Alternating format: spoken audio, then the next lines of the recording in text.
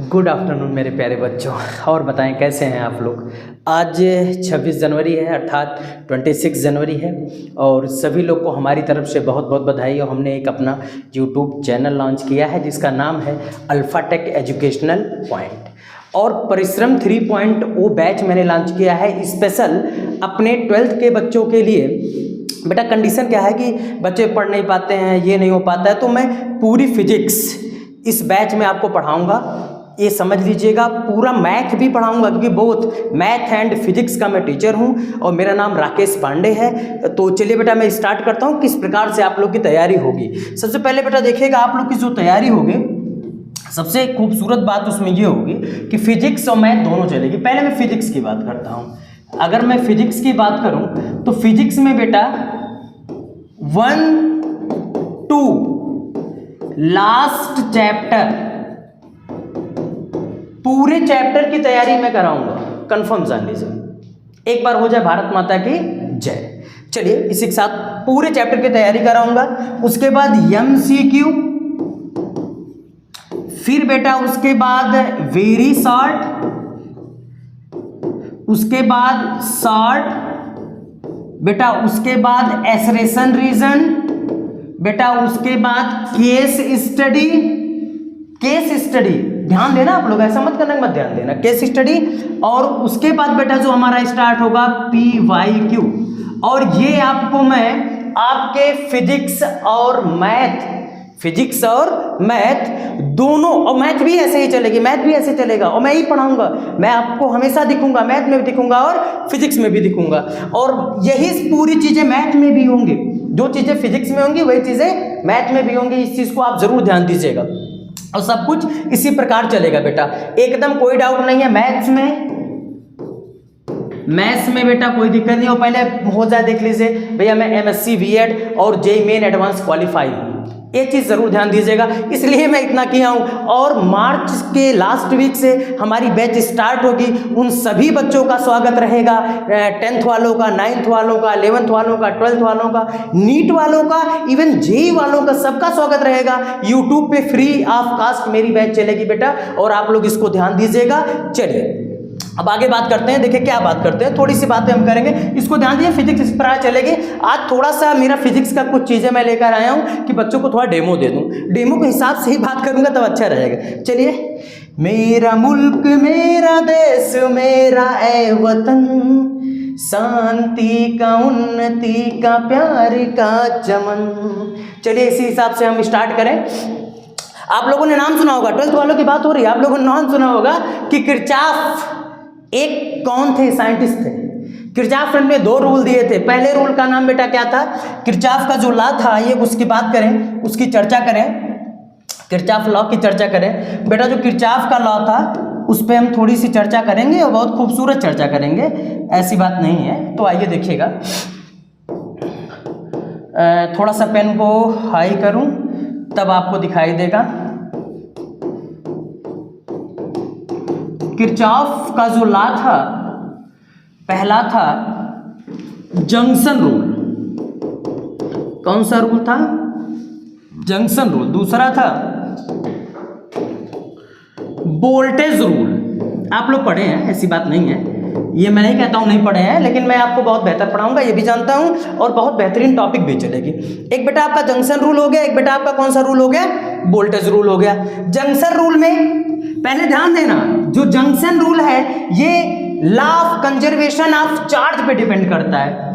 Law of conservation of charge पे depend करता है। किस पे डिपेंड करता है, law of conservation of charge पे डिपेंड करता है। और आपका जो है वोल्टेज रूल और law of conservation of energy पे डिपेंड करता है। इस बात को ध्यान दीजिएगा, क्योंकि आप ये मत कि सर फर्स्ट लॉ क्या है, सेकंड लॉ क्या है, कैसे हैं, क्या है, ये सब पे हमको बहुत ज़्यादा परेशान होने की जरूरत नहीं रहेगी। पहले तो आप ये जानिएगा। और बच्चों देखिए, थोड़ा मेहनत करेंगे आप लोग तो बहुत अच्छा रहेगा। मैं नहीं कहूँगा बहुत ज़्यादा मेहनत करिए, लेकिन मेहनत करना पड़ेगा। मेहनत ही हमारा जो है खूबसूरत चीज़ है, वो खूबसूरत पल है जिसको हमको करके ही आपको देखना रहेगा। और इसमें कोई भी प्रॉब्लम ना आए, हम यही चाहते हैं, क्योंकि हमारे प्यारे प्यारे बच्चे आप लोग हैं और आप लोगों से एकदम पूरा एकदम बेहतरीन ढंग से हमारा काम हो जाए। ठीक है बच्चों, चलिए कुछ बातें और करने चल रहे हैं। तो मेरा पहला क्वेश्चन आपको दिखाई दे रहा है स्क्रीन पे। पहला क्वेश्चन है Kirchhoff first rule sigma I equal 0 and second rule sigma I R equal sigma E और where the symbol have their usual meaning are respectively based on. आप कहेंगे सर इसमें तो दो चीजें हमारी आपकी सही दिखाई दे रही हैं, तो ऐसा मत कहिएगा लाल, नहीं तो गड़बड़ा जाएगा मामला, है ना। तो मामला पूरा का पूरा एकदम मारोगे धुआंधार हो जाएगा ससुरा। चलिए देखिए इसमें क्या है कि आप कहेंगे सर कंजर्वेशन ऑफ एनर्जी और कंजर्वेशन ऑफ चार्ज लिखा है, तो मैंने आपको पहले स्टार्ट से पहले बोल दिया कि उन्होंने कहा Kirchhoff first rule. Kirchhoff first rule किस पे डिपेंड करता है? चार्ज पे। सेकंड रूल किस पे डिपेंड करता है? एनर्जी पे। कहेंगे सर ऑप्शन नंबर बी सही है, लेकिन आपके sir option number B cut कर दिए। क्यों कट कर दिया ऑप्शन नंबर बी? क्योंकि इन्होंने फर्स्ट क्या बोला है?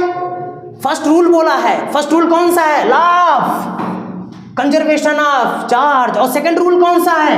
Conservation of energy. Second rule मेरा बेटा कौन सा है? Conservation of energy. चलिए आज बहुत बहुत बधाई है 26 जनवरी की। मैं कितना बधाई दे दूं, कितने लोगों ने अपना बलिदान दिया है और कितने माँ ने अपने सपूत को खोया है। बहुत बहुत बधाई है आज के दिन की। बट हम लोग बलिदान तो नहीं दे पाते हैं, लेकिन अपने देश के लिए तो कुछ करके दिखाएं। अपने देश के लिए हम कुछ करके दिखाएं, जिस प्रकार ही करें। थोड़ा सा भी याद रखिएगा, हर एक काम में चींटी का भी बहुत बड़ा सहारा होता है। तो हम चींटी नहीं, हम एक मानव है यार। हम तो हर चीज की संरचना कर सकते हैं, कुछ ना कुछ हमारा भी योगदान होना चाहिए। तो कौन सा ऑप्शन सही है बेटा? ऑप्शन नंबर डी सही है। चलिए क्लियर करिए। सीबीएसई 2022 का टर्म फर्स्ट का क्वेश्चन है। अगर कोई पूछेगा तो आप कहेंगे ऑप्शन नंबर डी क्या है आपका? सही है। ठीक है, ऑप्शन नंबर डी सही है बेटा। चलिए अब दूसरे क्वेश्चन को मैं स्क्रीन पे लेके आता हूं। दूसरा क्वेश्चन क्या कह रहा है? The electric power consume by a 220 volt और 100 watt bulb when operated at 110 volt is. तो आप लोग पढ़े होंगे इलेक्ट्रिक करंट में, ठीक है। इलेक्ट्रिक करंट में काफ़ी चीज़ें पढ़े होंगे। इलेक्ट्रिक करंट में आप इलेक्ट्रिक पावर पढ़े होंगे सब कुछ। अगर कोई पूछेगा इलेक्ट्रिक पावर क्या होती है तो आप कहेंगे इलेक्ट्रिक पावर में आप बताते होंगे कि सर इलेक्ट्रिक पावर हमारे गुरुजी बताए थे। क्या बताए थे आपके गुरुजी? इलेक्ट्रिक पावर P इक्वल बताए थे W/T। बताए थे आपके सर जी? हाँ कहीं नहीं बताए होंगे, जरूर बताए होंगे आपके सर जी कि भैया P इक्वल W/T होता है। लेकिन इसी W को बेटा अब झोरिया के मैं W बनाऊंगा, इसको बबलू बना के दिखाऊंगा। ये बबलू कैसे बनेगा? इतने फार्मूले में ही टूटेंगे, इतने फार्मूले में टूटेंगे कि जो फार्मूला यहाँ लगना है इजिली मैं उस फार्मूले को लगा दूंगा। चलिए इजिली मैं उस फार्मूले को लगाने चल रहा हूँ। आइए देखिएगा किस प्रकार मैं उस फार्मूले को यूज करना चाहता हूँ। ठीक है, पहला है एक फार्मूला आपने सुना होगा R इक्वल V²/P। बोलो सभी लोग ने सुना है? एकदम सुना होगा। R रेजिस्टेंस है, V वोल्टेज है, P पावर है। P क्या है? पावर है। तो बेटा R इक्वल V²। V कितना है? 110 इंटू 110 अपान पावर कितनी है? 100 वाट की है। चलिए कापी कलम को आप लोग निकाल लीजिए और कापी कलम को निकाल के जल्दी से इसको कट करिए कि क्या आपके सर जी ने जो ये लिखा है ये सही चीज है? क्या जो मैं ये लिखा हूं ये सही चीज है? तो देखिए बेटा आप तो कह रहे होंगे सर आपने जो लिखा है वो तो गलत लग रहा है। तो एक्चुअली वो गलत है, क्योंकि जो रेटिंग ली जाएगी वो 220 वोल्ट की रेटिंग ली जाएगी। जो ओरिजिनल रेटिंग होती है मैं उस रेटिंग पे चर्चा करूंगा। तो चलिए ओरिजिनल रेटिंग पे चर्चा होगी। R इक्वल V²/P मतलब R इक्वल 220 इंटू 220 दो बार है अपान P मतलब 100। मर मिटे हो तुम ए जिंदगी, क्या बात है। R इक्वल आ गया आपका 22 इंटू 22। चलिए 22 गुणे 22, 22 इंटू 22 व्हाट? जल्दी बताइए। तो आप कहेंगे 484 सर, 484 मीन्स R इक्वल कितना आ गया? 484 ओम आ गया। कितना आ गया? R इक्वल आ गया 484 ओम आ गया। ये किसकी वैल्यू आ गई बेटा? किसकी वैल्यू आ गई बेटा? किसकी वैल्यू आ गई? R की वैल्यू आ गई। किसकी वैल्यू आ गई? ये R की वैल्यू आ गई। क्लियर है? चलिए तो ये जब R की वैल्यू आ गई तो इसको आइए देखा जाए ध्यान से। चलिए अब फार्मूला लगाएंगे। P इक्वल V²/R यहीं से यूज कर लें, क्या दिक्कत है? कोई दिक्कत थोड़ी ना। P equal V²/R। तो P इक्वल वी स्क्वायर मतलब कितना हो जाएगा हमारा, अब ये वाला लेंगे, ध्यान दीजिएगा, 110 इंटू 110 और बाई आर कितना है 484 आ जाएगा। ठीक है, 11, अगर 11 की बात करें, 11 का मल्टीप्लाई अगर आप 11 में कर रहे हैं तो 121 आता है कि नहीं आता है? काफ़ी लोग जानते होंगे हाँ सर आता है, ऐसी बात नहीं है। थोड़ा हमारा माइक बहुत डिस्टर्ब कर रहा है, ठीक है माइक को थोड़ा एडजस्ट कर लें तब आगे बात करते हैं। ठीक, चलिए कितना है बेटा, हाँ इसको अगर हम करेंगे तो आएगा P इक्वल 12100 अपान 484। क्लियर है? तो अगर मैं इसको बात करूं तो ये कितने टाइम्स में जाएगा, ये कितने टाइम्स में 4 टाइम्स में जाएगा, तो हो जाएगा 100/4 मतलब 25 वाट। कितना हो गया 25 वाट। ऑप्शन नंबर ए हमारा क्या हो जाएगा, करेक्ट हो जाएगा। सभी लोग इसको राइट कर लीजिएगा, उसके बाद हम आगे बढ़ेंगे। ठीक है, और एक आप लोग से विनम्र निवेदन है कि बेटा हमारे चैनल को आप ही लोग मोनेटाइज कराएंगे और सब्सक्राइब कराएंगे और लाइक कराएंगे, और दुनिया में कोई है नहीं जो और कराएगा, हमारे प्यारे बच्चे ही सब कुछ कराएंगे। ठीक है बच्चों, इस निवेदन को आप स्वीकार करिएगा। चलिए इसके बाद मैं अगला क्वेश्चन स्टार्ट करने चल रहा हूँ। चलिए आप लोग नोट कर लिए हैं फार्मूला, देखिए एक ही फार्मूले से मैंने दो, एक तीर दो निशाना, कितना गजब का है, एक तीर दो निशाना। ठीक है, तुम याद ना आया करो, लो हमने कहा तुम याद ना आया करो तो याद आ गया। अब इतने कठिन सवाल बताइए कैसे होंगे। इन अ डीसी सर्किट, किस सर्किट की बात कर रहा है, DC direct current. What is direct current?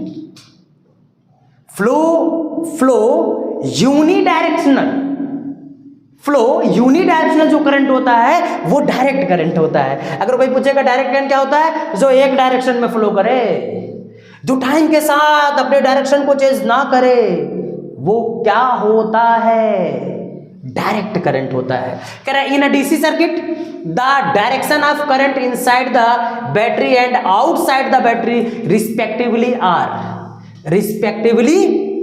Are. कहानी बहुत बड़ी है, इस कहानी को ध्यान देना है। चलिए इसके बाद हमें कुछ ना कुछ करना जरूर पड़ेगा। ठीक है, चलिए देखा जाए।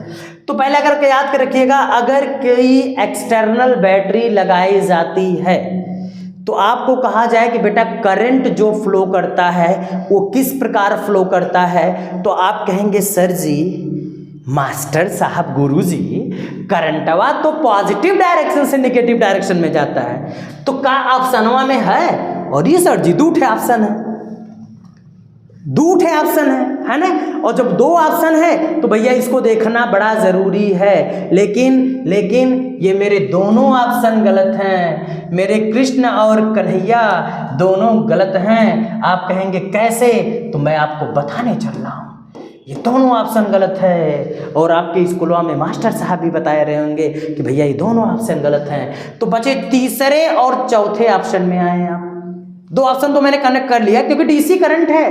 देखिए पॉजिटिव टू नेगेटिव करंट तो फ्लो करता है, लेकिन इलेक्ट्रॉन होता है नेगेटिव से पॉजिटिव निकलता है चार्ज को कैरी करने के लिए। तो कौन कौन है, सी ऑप्शन है, और कौन एक ऑप्शन हमारा है, डी ऑप्शन है। कौन कौन ऑप्शन है, एक सी ऑप्शन है, एक कौन सा है, डी ऑप्शन। तो देखिए सी और डी में एक बात है भैया, कौन सही है, सी है, डी भी क्या है, गलत है। कैसे मास्टर साहब, negative to positive terminal and positive to negative terminal. पहले वो कहां जाता है, नेगेटिव से positive, current positive to negative. तो ऑप्शन नंबर कौन सही होगा, सी सही होगा। चलिए इसके बारे में जब हम पढ़ेंगे इस चैप्टर को, उसके बारे में थोड़ा चर्चा किया जाएगा। इस चैप्टर को पढ़ते समय इसके बारे में हम हर हाल में चर्चा करेंगे। चलिए अगले क्वेश्चन पे हम बात करते हैं, चर्चा की जाएगी। चर्चा सबकी होगी, कोई भी हो इस दुनिया में कोई अगर है, अगर कोई भी होगा तो चर्चा होना ही होना है, ऐसा नहीं कि चर्चा नहीं होना। Which of the following characteristics of the electron determine the current in a conductor. ला भैया ला फिर आ गया क्वेश्चन। कह रहा है which of the following characteristics of electron determine the current in a conductor. Determine the current in a conductor, इसमें बताइए। पहले तो मैं बात करता हूं कि आप आइए हमारे साथ, पहले बात किया जाए कि ड्रिफ्ट वेलोसिटी क्या होती है। सबसे पहले चर्चा किया जाए ड्रिफ्ट वेलोसिटी। चलिए चर्चा कर रहे हैं, है ना।